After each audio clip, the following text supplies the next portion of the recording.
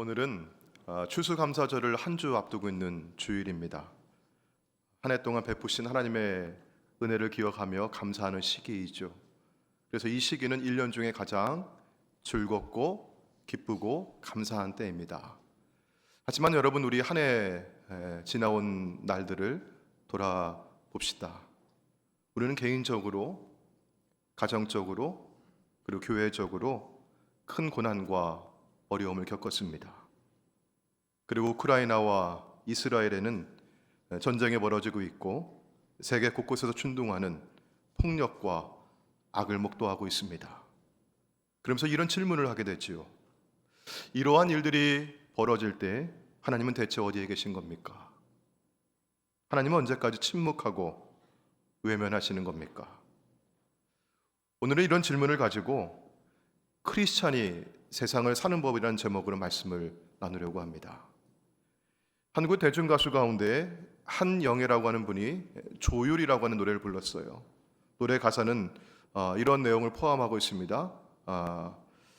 잠자는 하늘님이요, 이제 그만 일어나요. 그 옛날의 하늘빛처럼 조율 한번 해주세요.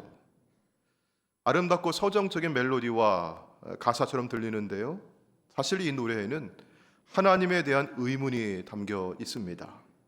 하나님, 악과 고통이 가득한 이 세상을 향해 왜 침묵하시는 겁니까?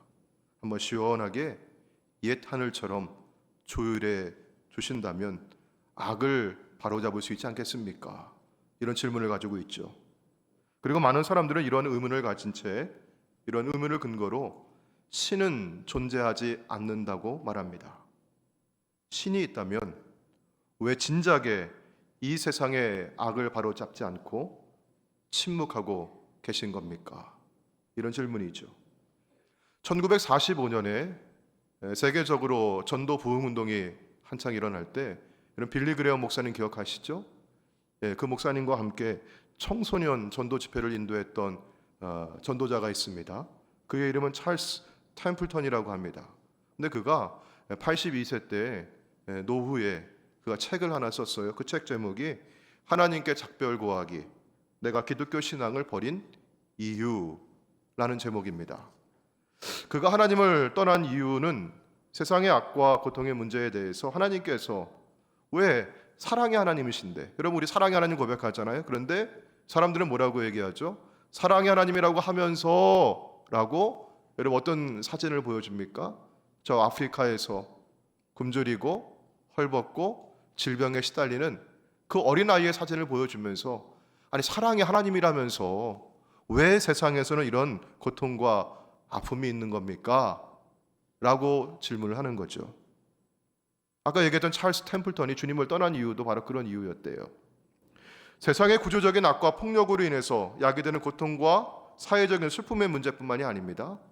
우리 개인에게도 살아가면서 숱한 질병이 찾아오고요, 또 실직을 해서 직업을 잃어버리고요, 경제적인 어려움이 있고 인간관계의 또 문제로 인해서 많은 고통과 슬픔을 당하며 살아가고 있어요. 그때 Why me? 왜 나입니까? 왜 내게, 왜 우리 가정에, 왜 내 자녀에게 이런 고난과 어려움이 다가오는 것입니까? 하나님은 대체 어디서 뭘 하고 계시는 겁니까? 이런 회의와 의문이 찾아옵니다. 그래서 고통에 대한 문제는 사실 우리 신앙에 있어서 정말 가장 어려운 문제 중에 하나입니다. 머리로는 이게 이해가 돼요. 근데 실제로 우리의 삶 속에서 내게 이런 문제가 다가온다면, 내가 경험할 때면 달라지는 거예요. 저도 지난 며칠 전에 미국에 있는 저희 아이들이 독감에 걸려서 아프다고 하는 그런 소식을 들었어요. 그 마음이 아파요. 몸이 아프고 저도. 그러니 제가 그때 이제 기도하면서, 하나님, 우리 교우들 가운데 오랫동안 투병하시는 가족을 곁에서 지켜보시는 분들이 계시는데 그 심정이 어떻겠습니까? 하나님, 사랑하는 이를 먼저 주님 품에 안겨드리면서 애통하는 그 심정이 오죽하겠습니까? 그런 마음이 들고 기도했어요.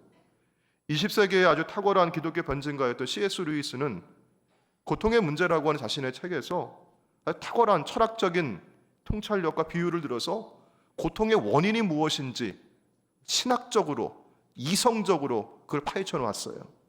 근데 막상 자신의 아내를 병으로 먼저 떠나보내고 나서 그는 선하신 하나님에 대한 심각한 회의를 겪습니다. 이게 사람이에요. 저도 그렇습니다. C.S. 루이스가 아무리 탁월한 기독교 변증가라 할지라도, 그가 아무리 유명한 신학자의 목회자라 할지라도 실제로 내가 당하는 고통의 문제, 시련을 견디기란 이만큼 어려운 것입니다. 자, 그러면 우리는 이 세상의 악과 고난의 문제를 어떻게 받아들여야 하고, 이러한 세상 가운데 우리는 그리스도인으로서 어떻게 살아가야 하는 것일까? 오늘 우리가 함께 읽은 하박국 본문에서 선지자 역시 세상의 악과 고난의 문제를 가지고 하나님께 이런 질문들을 던지고 있습니다. 하박국 선지자는 기원전 625년에서 587년 사이에 유다에서 활동했던 선지자였습니다.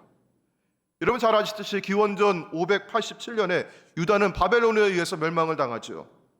기원전 6세기 이때는 유다가 매우 위태로운 시절을 보내고 있던 때였습니다.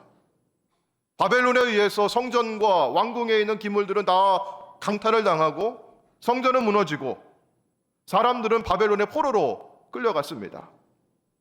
하박국이 살던 시대는 유다의 역사 가운데 가장 비참한 시절이었습니다. 하박국은 그 이름의 뜻이 껴안는 자, 매달리는 자, 이런 뜻을 가지고 있어요.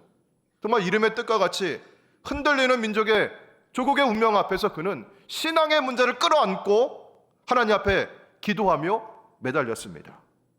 하박국 1장과 2장은 하나님과 선지자의 대화로 되어 있어요. 하박국이 하나님 앞에 질문을 해요. 그리고 하나님께서 어떻게 대답하시는지 내가 한번 들어보겠다. 하나님께 대답을 해주십니다. 그리고 3장에서는요, 하박국 선지자가 하나님 앞에 기도하는 내용입니다.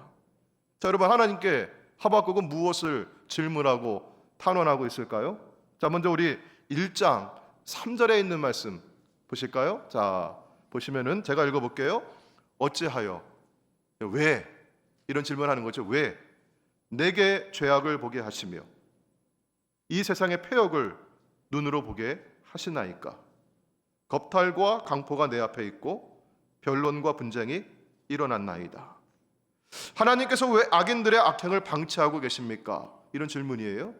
그리고 하나님께서 방치하고 계신 그 현실의 결과가 무엇이냐? 4절 말씀입니다. 이러므로 율법이 해이하고, 하나님 말씀이 해이해졌습니다. 정의가 전혀 시행되지 못하오니 이는 악인이 의인을 에워쌌으므로 정의가 굳게 행하여지고 있습니다. 악인들로 말미암아 의인들이 둘러싸여 있고 그 의인들이 고난을 당하는 현실이라고 하는 것이에요. 선지자는 이 현실을 두고 하나님 앞에 탄원하고 질문을 합니다. 자, 그런데 문제는요, 더 큰 문제는 하나님께서 이 상황에 개입하고 있지 않다고 하는 것이에요. 자, 1장 2절 말씀 보시면은요, 선지자는 하나님께 뭐 하고 있어요? 부르짖고 있어요. 기도했다는 말입니다. 여호와여, 내가 부르짖어도 주께서 듣지 아니하시니 어느 때까지리이까? 내가 강포로 말미암아 외쳐도 주께서 구원하지 아니하시나이다. 오래전부터 하나님께 기도하고 있었어요. 하나님 듣지 않으신다는 거예요. 하나님 침묵하고 계시다는 거예요. 1장 13절 말씀도 비슷합니다. 우리 같이 한번 읽어볼까요? 시작. 주께서는 눈이 정결하심으로 악을 참아 보지 못하시며 패역을 참아 보지 못하시거늘 어찌하여 거짓된 자들을 방관하시며 악인이 자기보다 의로운 사람을 삼키는데도 잠잠하시나이까? 하나님 방관하시고 잠잠하십니다. 이런 물음 던지고 있어요. 선지자가 마치 하늘을 향해 주먹을 뻗어 올리고 시위하고 있는 것 같아요. 항의하고 있는 것 같아요. 따지고 드는 겁니다. 자, 1장 17절 말씀 보시면은요, 자, 그는 누굽니까? 바벨론을 두고 얘기해요. 지금 이때가 바벨론이 유다를 침략하고 유다가 성전이 파괴되고 그런 시절이라고 얘기했죠. 자, 바벨론이 그물을 떨고는 계속해서 여러 나라를 무자비하게 멸망시키는 것이 하나님 옳습니까? 하나님 옳습니까? 이런 질문을 합니다. 자, 여기서 멈추지 않고 선지자는요, 하나님의 대답을 좀 듣고 싶다는 거예요. 하나님, 대답해 보세요. 그 높은 성루에 올라가서 기다리고 지켜보겠다고 합니다. 자, 2장 1절입니다. 우리 같이 한번 읽어볼까요? 자, 시작. 내가 내 파수오는 곳에 서며 성루에 서리라. 그가 내게 무엇이라 말씀하실는지 기다리고 바라보며 나의 질문에 대하여 어떻게 대답하실는지 보리라 하였더니. 여러분, 우리도 그런 적 있지 않습니까? 하나님 앞에 해결되지 않는 질문을 가지고 와서 하나님, 어떻게 대답하실는지 제가 기다려 보겠습니다. 하나님께서 이제 대답을 주십니다. 여러분, 2장 2절 말씀인데요, 여러분은 어떤 대답을 기대하십니까? 자, 2절 말씀 같이 한번 읽어볼까요? 시작. 여호와께서 내게 대답하여 이르시되 너는 이 묵시를 기록하여 판에 명백히 새기되 달려가면서도 읽을 수 있게 하라. 아멘. 하나님께서 하나님의 뜻을 보여주실 것이다. 그거 기록해라. 판에 기록하는데 달려가면서도 사람이 볼 수 있을 정도로 아주 분명하게, 명확하게 큰 글씨로 기록하라고 하는 것이에요. 자, 여러분, 그런데 여기 하나님의 생각을 본문에서는 여러분 뭐라고 표현했습니까? 묵시라고 했죠. 묵시라고 하는 말은 감추어져 있는 것이 드러난다는 뜻을 가지고 있어요. 보이지 않았어요. 덮여 있었어요. 그런데 그게 드러난다는 겁니다. 하나님께서 그것을 보여주시겠다고 해요. 자, 그런데 하나님의 뜻 가운데는 이게 바로 핵심입니다. 자, 우리 2장 3절 말씀이에요. 같이 한번 읽어보겠습니다. 시작. 이 묵시는 정한 때가 있나니 그 종말이 속히 이르겠고 결코 거짓되지 아니하리라. 비록 더딜지라도 기다리라. 지체되지 않고 반드시 응하리라. 아멘. 하박국 선지자는 악이 창궐하고 썩어 빠진 이 세상이 마음에 들지 않았습니다. 그로 인해서 하나님 마음을 전해야 되는 선지자였는데 그 영혼이 피곤하고 아프고 병들어 있었어요. 이런 세상을 그냥 내버려 두시는 방관하시는 하나님, 잠잠하시는 하나님, 못마땅하고 불만족스러웠습니다. 여러분, 그런데 이 하박국의 탄원을 우리가 자세히 한번 들여다보시면은요, 1장 2절 말씀에 보시면 여러분, 내가 부르짖어도 내가 외쳐도 1장 3절에는 어찌하여 내게 죄악을 보게 하시며. 여러분, 이 문장의 주어는 늘 누구였습니까? 나예요. 나. 내가 보는 세상이라고 하는 것이에요. 내 눈으로 보는 현실이었어요. 근데 여러분, 그러면 하나님께서 보시는 현실은 어떠할까요? 하나님의 눈으로 보는 현실은 어떨까요? 이 다르다고 하는 것입니다. 하나님께서는요, 하나님의 뜻은 반드시 하나님의 때가 있다고 말씀하시면서 하나님의 말씀은 결코 거짓되지 않는다고 말씀해 주셔요. 겉으로는 어떻게 보입니까? 더딘 것 같아요. 여전히 악이 승리하는 것 같아요. 그건 누가 보는 눈입니까? 내가 보는 눈이에요. 하나님이 보시는 눈은, 하나님께서 보시는 그 현실은 다르다고 하는 것입니다. 하나님의 약속은 지체되지 아니하고 반드시 이루어질 것입니다. 이게 바로 하나님의 관점이지요. 자, 하나님의 대답을 들은 후에 이 하박국 선지자는 관점의 변화가 시작이 되는 겁니다. 여러분, 신앙이란 무엇입니까? 내 눈으로 세상을 보는 게 아니고 하나님의 관점으로 세상을 보기 시작하는 겁니다. 자,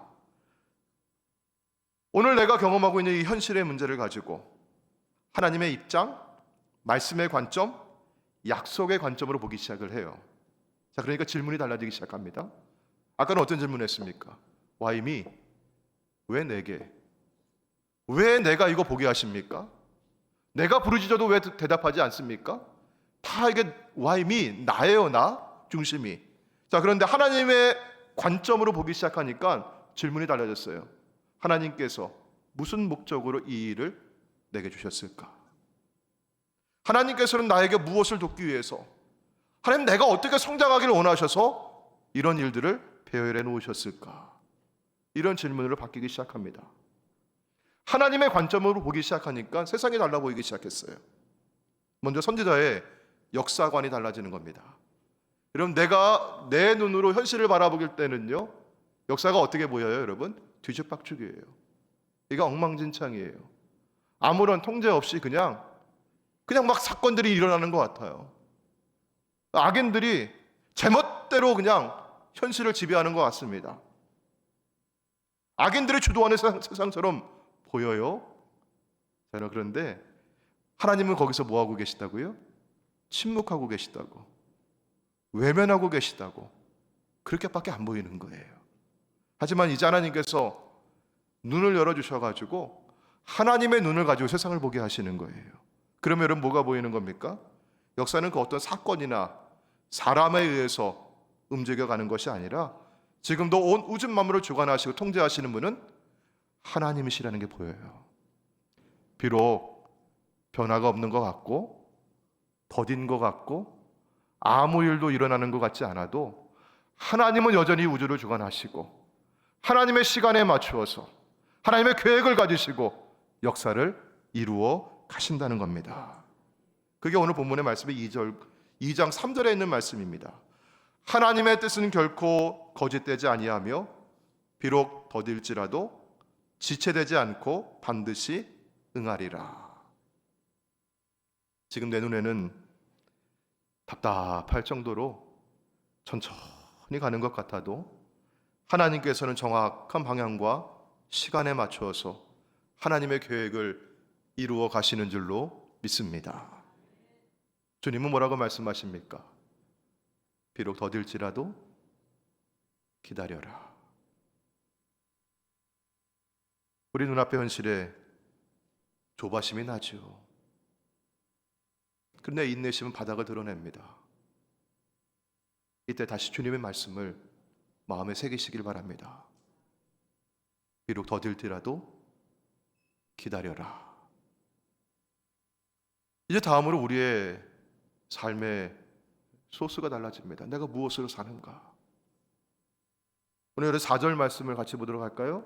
2장 4절입니다.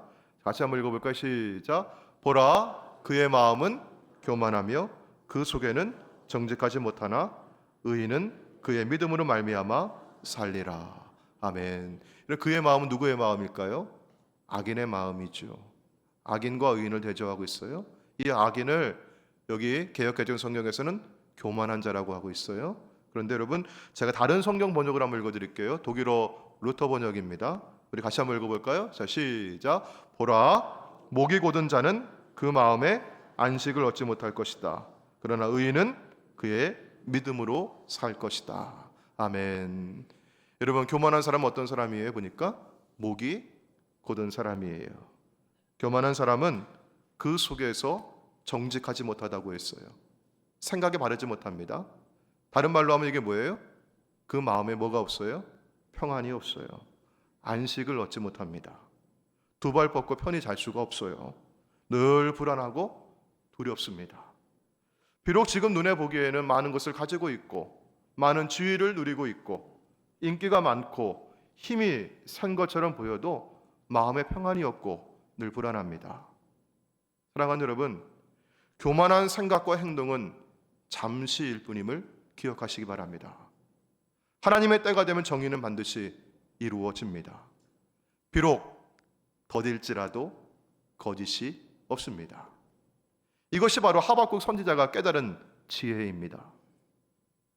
여러분, 의인은 무엇으로 삽니까? 의인은 오직 믿음으로 삽니다. 믿음으로 산다고 하는 것은 무엇일까요? 예전에 제가 금요일 심야기도회 때 영상을 하나 같이 본 적이 있어요. 중국의 사막에서 생명을 가꾸는 한 여인에 관한 영상인데요. 중국 마오수 사막의 진베이 땅이라고 하는 지역은 한 가구만 살고 있어요. 주변에 수십 마일 안에 사람이 살지 않습니다. 황사의 발원지입니다. 물이 없어요. 우물도 없어요. 새들도 날지 아니하고 풀도 없고 사람의 발자국도 없는 곳이었습니다. 그런데 그곳에서 한 젊은 여인이 아주 노력을 하고 그래서 기적적으로 숲을 일구어 내는 거예요. 이 여인의 유니전이라고 하는 이 여인의 이야기가 사막에 숲이 있다고 하는 책입니다.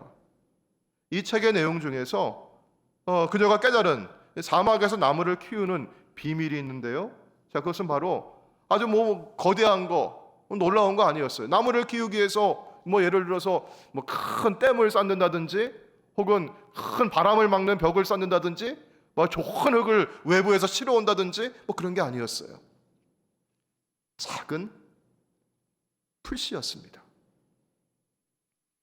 한국의 방송국에서 이 여인을 취재했던 영상이 있어요. 그 영상을 함께 봤는데, 이 여인이 새벽마다 일찍 일어나가지고 하는 게 그 사막에 나가가지고 풀씨를 뿌리는 거예요. 허이 하면서 풀씨를 뿌려요. 왜냐하면 이 풀씨를 뿌려서 풀이 먼저 자라게 하면 나무가 생존율이 높아진다는 걸 깨달은 거예요. 여러분, 사막의 풀들은 쑥쑥 자라지 않는다고 합니다. 여러분, 자연의 그 생존 법칙은 뭡니까? 적자 생존 아닙니까? 월등한 것은 살아남는 것이고, 열등한 것은 도태하는 것이고, 경쟁에서 이기는 자는 더 확장하는 거 아니겠어요? 근데 사막의 풀들은 그렇게 경쟁하고 서로 다투어서 내가 살아남을 거야, 너는 죽여야 돼, 그렇게 살지 않는다고 합니다. 오히려 서로 좀 더 키를 낮추고 작게 자라고 조금 덜 요구하면서 이 공간과 물을 함께 나누며 살아가고 있다고 해요. 그런데 여러분, 이 사막의 풀이 크게 자라지 않는다고 했잖아요. 한 5cm 정도 이렇게 자라는데, 그 풀에 뿌리를 파헤쳐 보면 이게 달라지는 거예요. 5cm 정도 되는 이 작은 풀의 뿌리가 장장 500m까지 뻗어간다고 합니다. 사랑하는 여러분, 저는 이 이야기를 통해서 믿음으로 사는 게 무엇일까? 믿음으로 사는 것은 먼저 우리는 열매를 기대하고 있잖아요. 많은 열매를 맺는 거, 풍성한 열매를 맺는 거. 근데 저는 이 이야기를 통해서 믿음으로 산다는 것은 뿌리를 내리는 삶이로구나.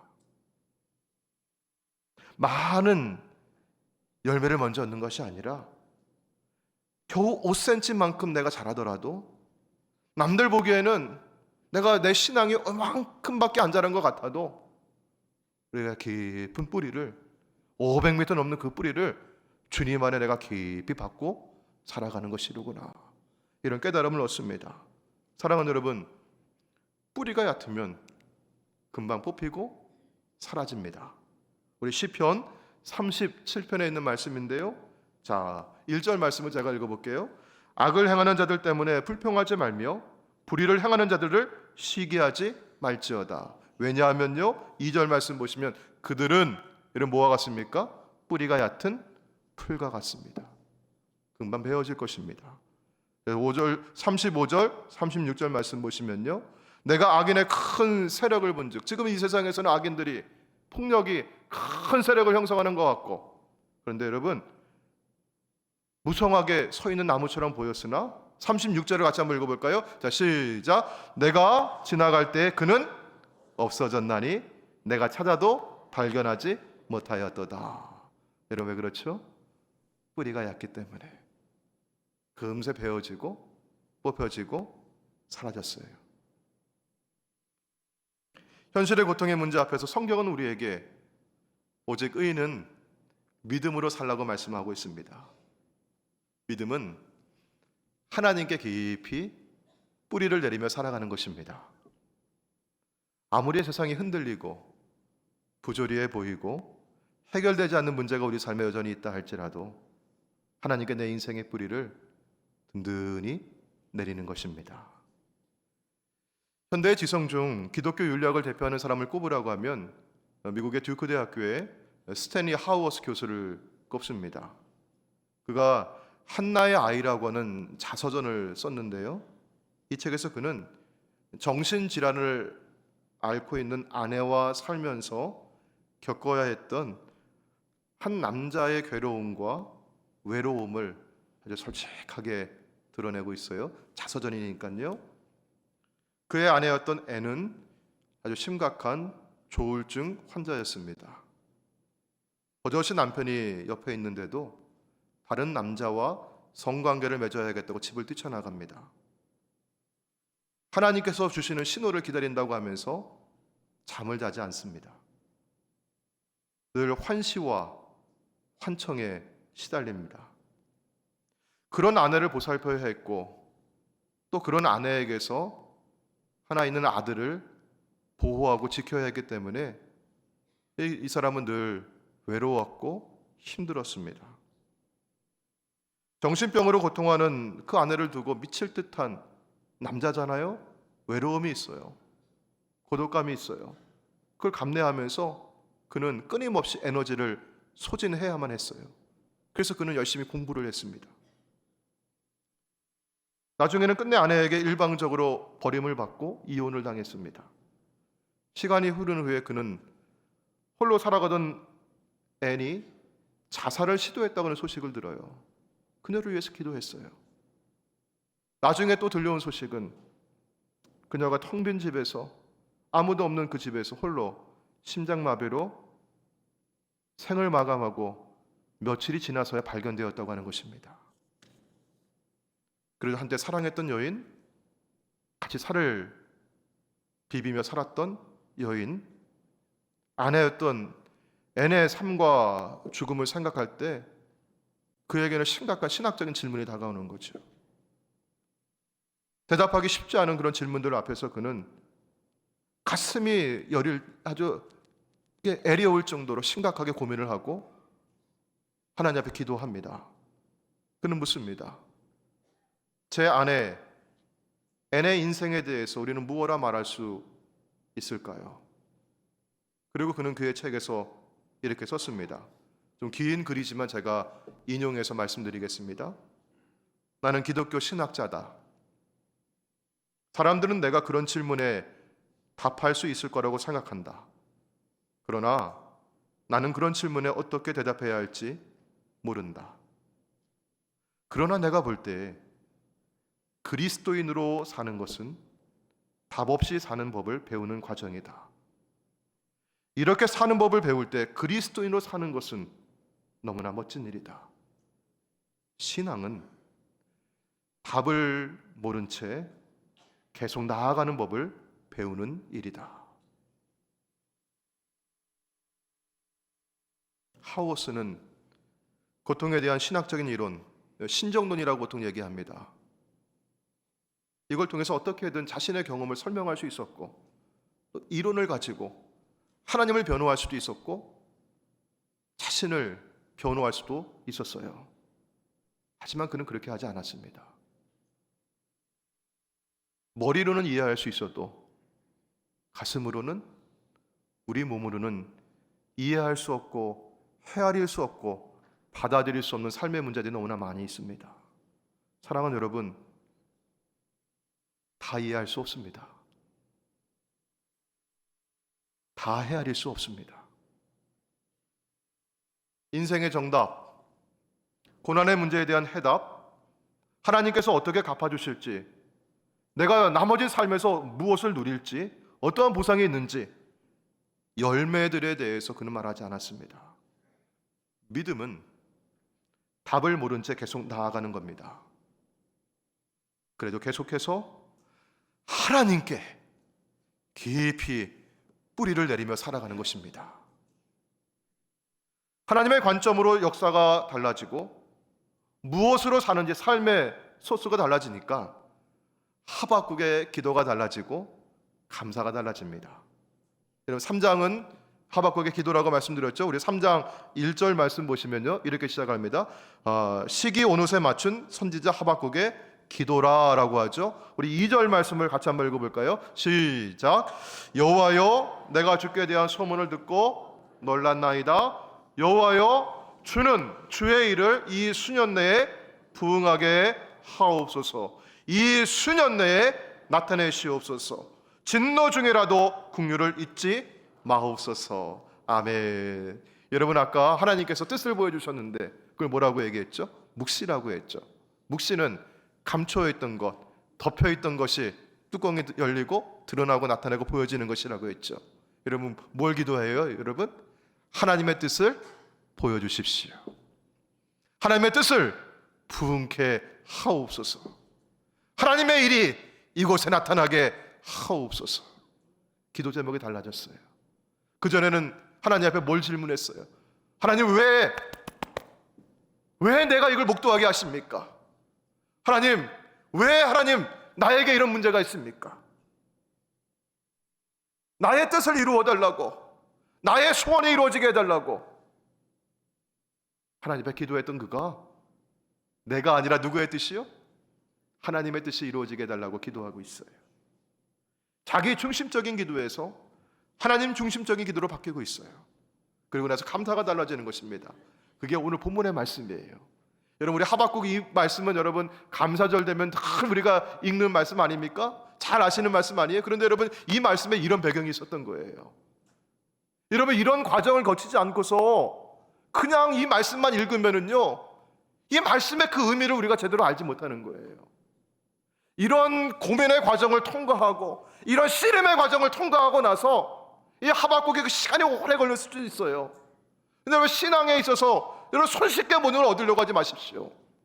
어려운 과정을 통과하면서 여전히 답을 알지 못하지만 하나님께 든든하게 뿌리를 내리면서 그의 기도가 달라졌고 감사가 달라졌어요.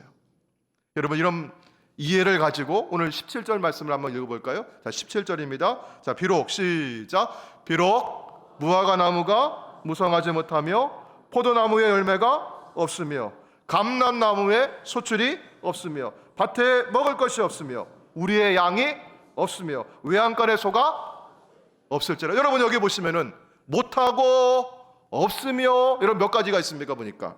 자, 첫 번째, 비록 무화과 나무가 무성하지 못하며, 손을 꼽아 보세요. 포도나무의 열매가 없으며 감람나무의 소출이 없으며 밭에 먹을 것이 없으며 우리의 양이 없으며 외양간에 소가 없을지라도. 몇 가지였어요? 여러분, 여기 하나만 더 없으면 몇 가지예요? 7가지는 뭐예요? 완전수예요. 완전히 없는 거예요, 세상에. 하나가 더 없으면. 그런데 6가지 세상에서 다 없어도 이거 하나가 있는 거예요. 내게는 이분이 남아 있는 거예요. 누구십니까? 여호와 하나님. 세상에, 그러니까 세상은 다 없는 게 아닙니다. 모든 것을 다 잃어버린다 할지라도 내게 여호와 하나님 그분만 계시면 나는 괜찮습니다. 이렇게 바뀌었어요. 자, 여러분, 우리 18절 말씀. 자, 나는 여호와로, 시작. 나는 여호와로 말미암아 즐거워하며 나의 구원의 하나님으로 말미암아 기뻐하리로다. 아멘. 감사가 달라지죠. 예전에는 여러분 없으며 하나님 돈도 없고요, 하나님 집도 없고요, 하나님 건강도 없고요, 하나님 제대로 된 학벌도 없고요. 그럼 여러분 뭐 하게 됩니까? 불평하고 불만하고 하나님 왜 내게 하면서 항의하고 따지죠. 그런데 내가 무엇으로 살아가는지 이 하나님 믿음으로 살겠습니다. 지금 눈에 보이는 현실, 악인이 창궐한 것 같고 저들이 잘 되는 것 같아도 금방 쇠잔해버리는 풀입니다. 저는 주님께 뿌리를 내리고 살아가겠습니다. 그러니까 달라집니다. 다 없어도 하나님 한 분 내게 계시기에 나는 기뻐하고 나는 만족하고 나는 감사합니다. 사랑하는 성도 여러분, 우리는 하나님을 신뢰하는 믿음으로 사는 그리스도인입니다. 비록 더딜지라도 하나님의 뜻에는 거짓이 없음을 믿습니다. 기다리십시오. 결코 거짓되지 않습니다. 때가 되면 반드시 응할 것입니다. 비록 지금 산이 무너지고 세상이 흔들리고 모든 것을 다 잃는다 할지라도 절대로 믿음만을 잃지 마시길 바랍니다. 절대로 하나님만은 버리지 마시길 바랍니다. 인생의 정답을 모르고 많은 열매를 맺는 삶이 아니라 할지라도 하나님 그분 한 분만 내게 계신다면 나는 그분께 깊이 뿌리를 내리며 살아가겠습니다. 주 여호와는 나의 힘이십니다. 이것이 오늘 저와 여러분의 추수감사절을 앞두고 있는 우리의 고백이 되기를 주의 이름으로 축원합니다. 오늘 우리 말씀을 기억하며 함께 찬양하겠습니다. 오직 믿음으로, 의인은 오직 믿음으로 말미암아 삽니다. 우리 찬양 함께 부르시고 오늘 말씀을 기억하면서 함께 통성으로 기도하시겠습니다.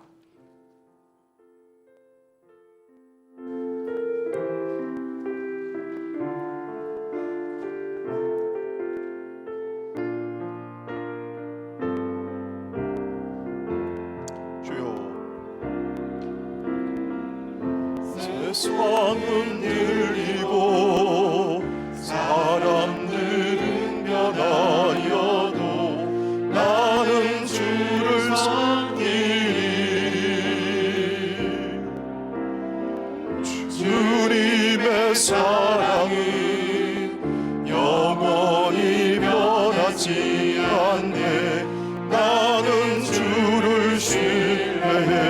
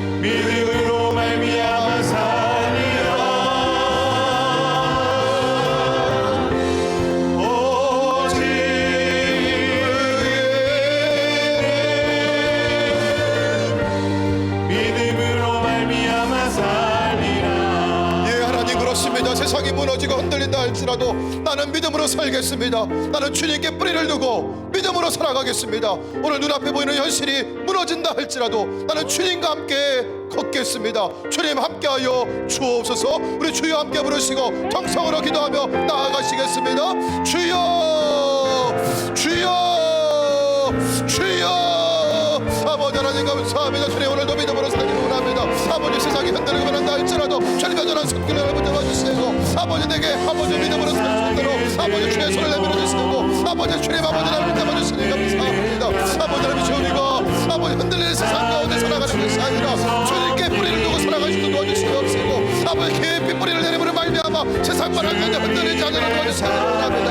아버지는 이 세상 가운데 폭력이 아버지 판을 치고 악이 창문하여서 정신을 보이고 악인들이 잘 되는 것처럼 보인다 할지라도 하나님의 때 하나님의 시간에 반드시 하나님의 약속을 응하여 주실 줄 믿습니다. 아버지 기다리라 말씀해 주셨사오니 아버지 우리가 믿음으로 인내하며 기다리시고 도와주시옵시고 아버지 모든 걸 견디며 살아가시는 아버지 역사해 주시니 소망합니다. 하나님 감사드립니다. 아버지 하나님 이수주님 아버지 믿음의 뿌리를 내리게 해주시옵소서. 하나님의 약속의 뿌리를 내리게 해주시옵소서. 말씀의 뿌리를 내리게 해주시옵소서. 주님께 많은 뿌리를 내리며 살아가게 해주시옵소서. 아버지 세상은 들리고 소망이 사라진다 할지라도 아버지 믿음이 흔들리는 세상은 된다 할지라도 아버지 주의 백성들을 흔들리지 아니하고 믿음으로 소망합니다. 아버지 믿음으로 걷겠습니다. 주님 아버지 우리의 말씀을 주시고 우리가 나의 의지가 되어 주시옵시고 아버지 하나님 주님 아버지 내가 아니라 뿌리를 내리는 삶에게 주시옵시고 아버지 하나님께서 우리의 삶 가운데 넘치는 감사히 해주시고 오늘 내가 주님을 위해 기뻐하겠습니다. 주님을 위해 기뻐하겠습니다. 하나님 감사합니다. 하나님 세상이 흔들리고 악이 창궐하고 악인들이 잘 되는 것처럼 보여도 하나님의 계획은 지금도 이루어 가심을 믿습니다. 신실하신 하나님, 우리가 주님께 뿌리를 내리고 믿음으로 살겠습니다. 인생의 모든 해답을 다 알지 못하지만 그래도 이 믿음 버리지 않겠습니다. 주님 떠나지 않겠습니다. 오직 주님의 믿음의 뿌리를 내리고 오늘 흔들리지 않고 견고하게 살아가겠습니다. 이것이 오늘 우리의 고백이 되게 주시옵소서. 모든 것을 다 잃는다 할지라도 주님 내가 되겠시고 나의 왕이시고 나의 주인이시고 오늘도 내 삶을 이끌어 가시기에 나는 기뻐하고 만족하고 감사하겠습니다. 하나님, 이 고백을 가지고 이 한 주간을 믿음으로 살아내게 하여 주시옵소서. 우리 주 예수님의 이름으로 기도하옵나이다. 아멘.